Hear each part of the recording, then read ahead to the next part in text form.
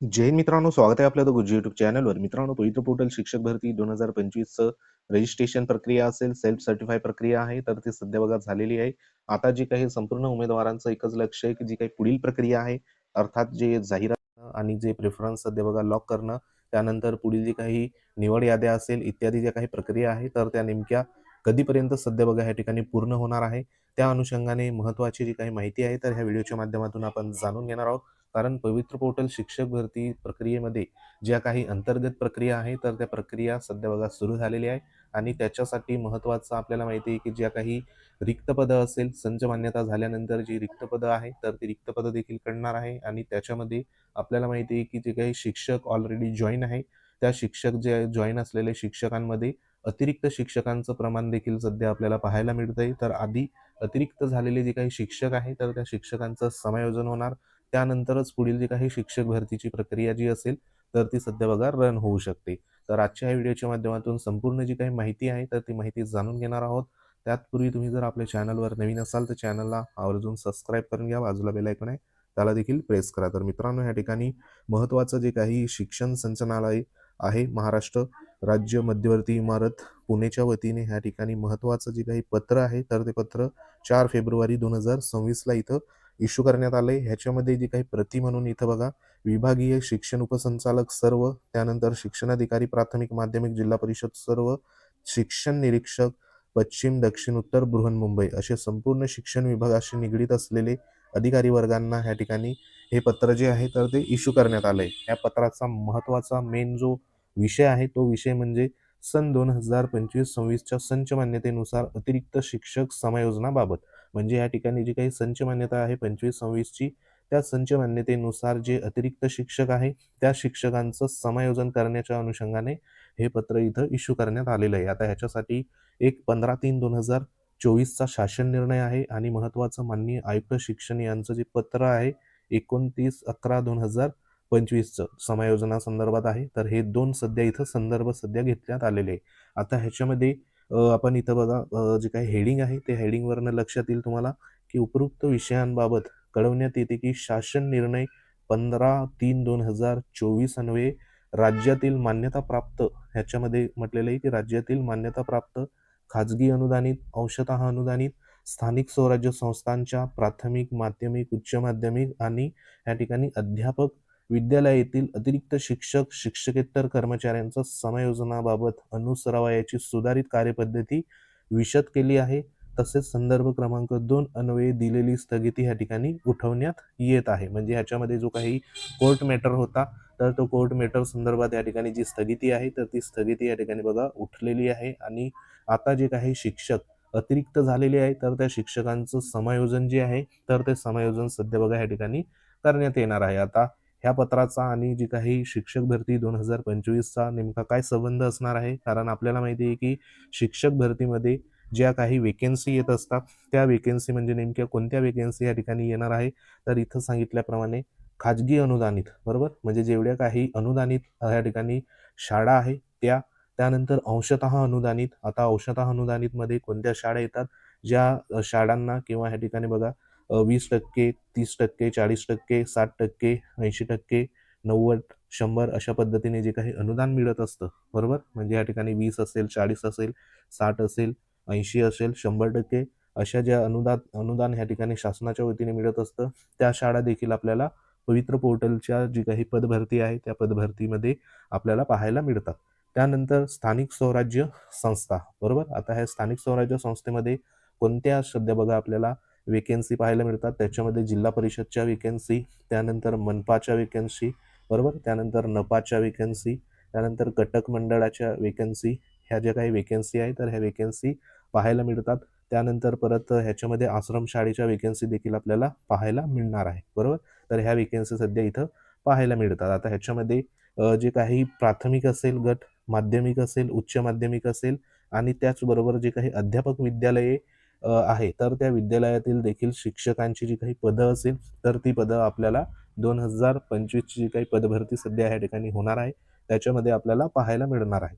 तर ह्याच्यामध्ये आता ह्या अतिरिक्त शिक्षकांचं जे समायोजन आहे तर ते समायोजन नेमकं कधी सुरू होणार आहे आणि आपली जी काही शिक्षक भरतीशी निगडीत असणारी जी जाहिरात आहे तर ती जाहिरात नेमकी कधी आपल्याला पाहायला मिळू शकते ते देखील आपण ह्या ठिकाणी बघा. पुढे तुम्हाला ह्याच्यामध्ये जो काही टेंटेटिव्ह शेड्यूल देण्यात आलंय त्या शेड्यूलनुसार आपल्याला ह्याच्यामध्ये माहिती होणार आहे. आता ह्याच्यामध्ये जी काही पुढील प्रक्रिया जी होणार आहे ह्या ठिकाणी संच मान्यतेनुसार जे अतिरिक्त शिक्षकांचं समायोजन आहे, तर त्या समायोजन करत असताना ह्या ठिकाणी जी काही रिक्त जागा आहे, तर त्या रिक्त जागा सध्या बघा या ठिकाणी आपल्याला कळणार आहे. आता त्याच्यामध्ये संवर्गनिहाय रिक्त जागा, विषयनिहाय रिक्त जागा आणि इयत्तानिहाय रिक्त जागा अशा पद्धतीच्या जे काही रिक्त जागा आहे, तर त्या रिक्त जागा इथं कळणार आहे. आता संवर्गनुसार म्हणजे प्रत्येक प्रवर्गानुसार रिक्त जागा किती आहे, त्याच्यामध्ये संपूर्ण ओपन पासून SC, ST, NTB जे काही संपूर्ण संवर्ग आहे त्या संवर्गामध्ये किती रिक्त आहे. त्यानंतर विषयावाईज देखील आपल्याला रिक्त जागा माहिती पडेल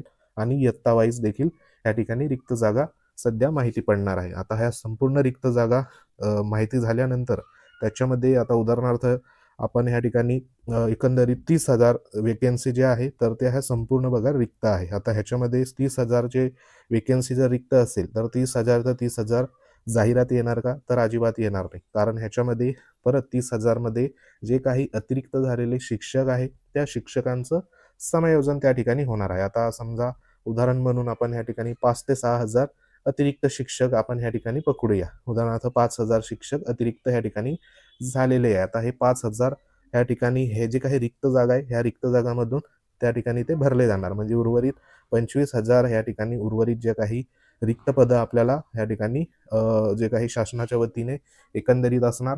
आणि आता ह्या 25,000 मधून जी काही मान्यता मिळालेली आहे बरोबर, 80% असेल, 90% असेल, 100% असेल, तर त्या अनुसार ह्या ठिकाणी उर्वरित जी काही पदामधून जाहिराती ज्या असेल तर त्या आपल्याला पवित्र पोर्टलवर पाहायला मिळणार. आता ह्याच्यामध्ये महत्त्वाचं म्हणजे जाहिराती नेमकी कधी आपल्याला पाहायला मिळू शकते, त्याच्या आधी ह्या ठिकाणी एक महत्त्वाचा टेंटेटिव्ह जे काही समायोजन संदर्भात ह्या ठिकाणी आराखडा असेल किंवा वेळापत्रक आहे तर ते ह्या ठिकाणी बघा आखलेलं आपल्याला पाहायला मिळत आहे. आता ह्याच्यामध्ये जे काही शिक्षक अतिरिक्त झालेले त्या शिक्षकांचं समायोजन आहे तर ते समायोजन जिल्हा स्तर असेल, विभाग स्तर असेल आणि राज्यस्तर अशा 3 प्रकारे सध्या बघा ह्या ठिकाणी होणार आहे. आता त्याच्यासाठी जो कालावधी आहे तो कालावधी इथं सांगितल्याप्रमाणे आधी या ठिकाणी जिल्हा स्तरावर जे काही समायोजन प्रक्रिया आहे तर ती प्रक्रिया 13 फेब्रुवारी 2026 पासून सुरुवात होणार आहे बरोबर. मग ह्याच्यामध्ये 13 तारखेला नेमकं काय होणार, तर 13 तारखेला रिक्त जागा ज्या आहे संवर्गनिहाय, विषयनिहाय, त्यानंतर इयत्तानिहाय तात्पुरती यादी घोषित करणे, तसेच अतिरिक्त शिक्षक शिक्षकेतर कर्मचाऱ्यांची तात्पुरती यादी घोषित करणे हे जे काही काम आहे तर हे 13 तारखेला सध्या इथं होणार आहे बरोबर. त्याच्यामध्ये संपूर्ण बघा या ठिकाणी महाराष्ट्रामध्ये नेमके संवर्गनिहाय म्हणजे प्रवर्ग जे असेल संपूर्ण प्रत्येक कॅटेगरीची किती रिक्त आहे, विषयावाईज, इयत्तावाईज किती सध्या बघा या ठिकाणी रिक्त जागा आहे त्या सध्या इथं कळणार आहे.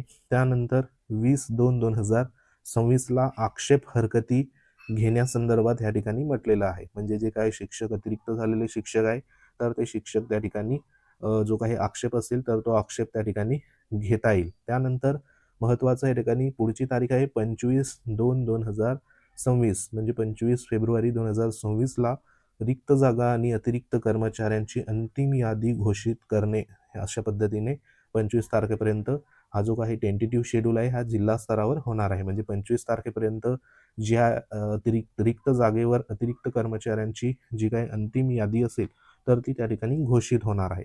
आता हा जिल्हा स्तराचा जो काही कार्यक्रम आहे तर तो कार्यक्रम अशा पद्धतीने इथं देण्यात आलाय. त्यानंतर पुढची डेट जी आहे तर ती 3/3/2026 ला समुपदेशनाद्वारे समायोजन करणे म्हणजे या ठिकाणी लास्ट जी स्टेप असणार आहे ती म्हणजे समुपदेशनाद्वारे समायोजन करण्यासंदर्भात जिल्हा स्तरावर 3/3/2026 पर्यंत ही प्रक्रिया होणार आहे. आता ह्याच्यामध्ये जिल्हा स्तरावर ज्या शिक्षकांचं इथं बघा समायोजन झालं नाही तर त्यांचं पुढील जे काही समायोजन असेल तर ते विभाग स्तरावर त्या ठिकाणी बघा होईल. आता विभाग स्तरावर जे काही समायोजनची प्रक्रिया जी आहे तर ती प्रक्रिया कधीपर्यंत पूर्ण करायची आहे तर 25/3/2026 पर्यंत या ठिकाणी विभाग स्तरावर जी प्रक्रिया आहे तर ती प्रक्रिया इथं पूर्ण होणार आहे. आता ज्या शिक्षकांचं जे अतिरिक्त शिक्षक झाले त्यांचं विभाग स्तरावर देखील जर समजा समायोजन झालं नाही तर त्यांना राज्य स्तरावर ह्या ठिकाणी समायोजनसाठी पुढची जी काही प्रक्रिया असेल तर ती त्यांना त्या ठिकाणी